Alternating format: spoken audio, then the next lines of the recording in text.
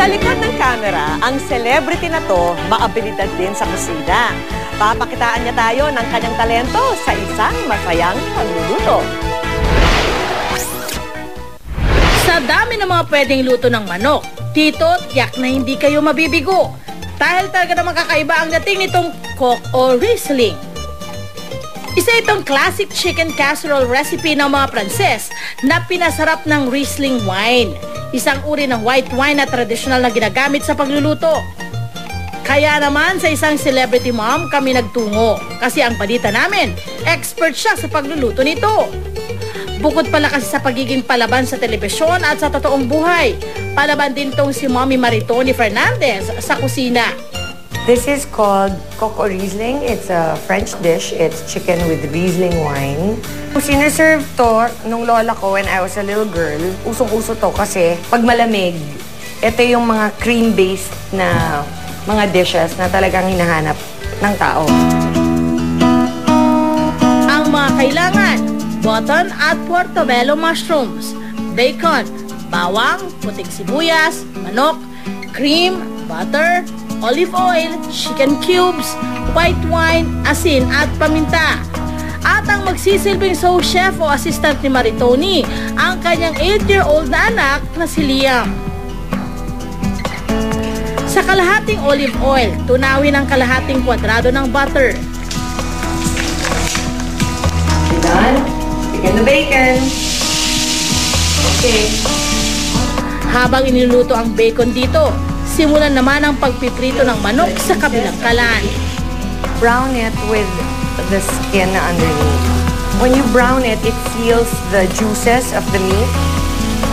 And it's temporary because you remove it right after. Sa browning ng manok, magiging half-cooked lang ito. Samantala, pwede nang lagyan ng sibuyas ang bacon. White onions, matamis yan. Pag nalabas mo na yung juices, natural juices niya. Lutuin ng 3 hanggang 5 minuto ang sibuyas. Pagluto na ito, oras na rin para isang tabi ang pineritong manok. Ganyan lang siya. Tanggalin mo lang.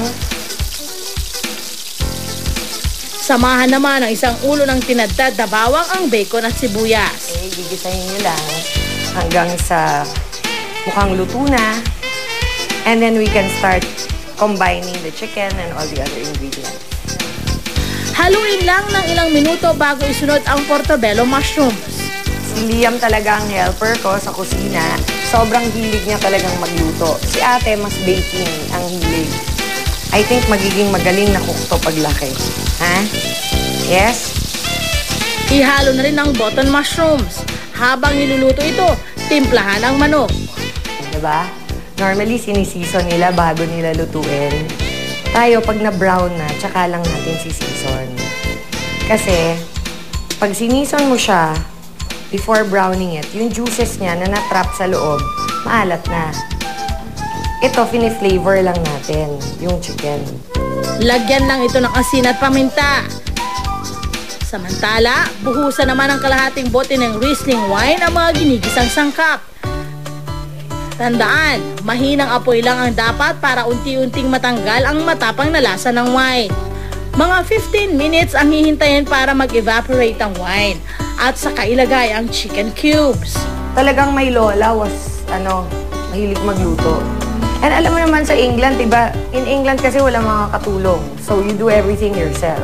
So kaya maliit pa lang ako, like Liam, nanonood na ako sa kanya tuwing nagluluto siya, ako yung helper niya. Hintayin pang maluto ang mixture para siguradong walang alcohol taste na naiwan. 3 more minutes. Is that good? Because it's starting to taste good. Ilagay na ang manok. Okay. Ilubog ito para kumapit ang mga lasa. Ihalo naman ang cream. There you go. Now we have to leave it closed. Kasi yung heat nito ang importante. 20 to 30 minutes ang kailangan bago maluto ng maigi ang manok.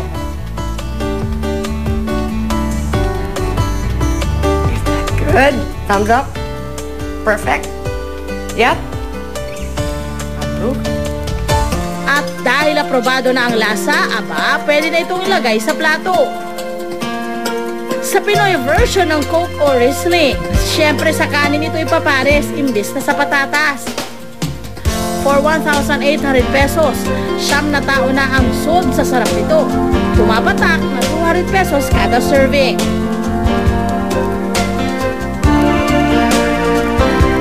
This is so good. I like my mom's cooking so much. Hindi na kailangang mag-ibang bansa pa para matikman ang pagkaing banyaga.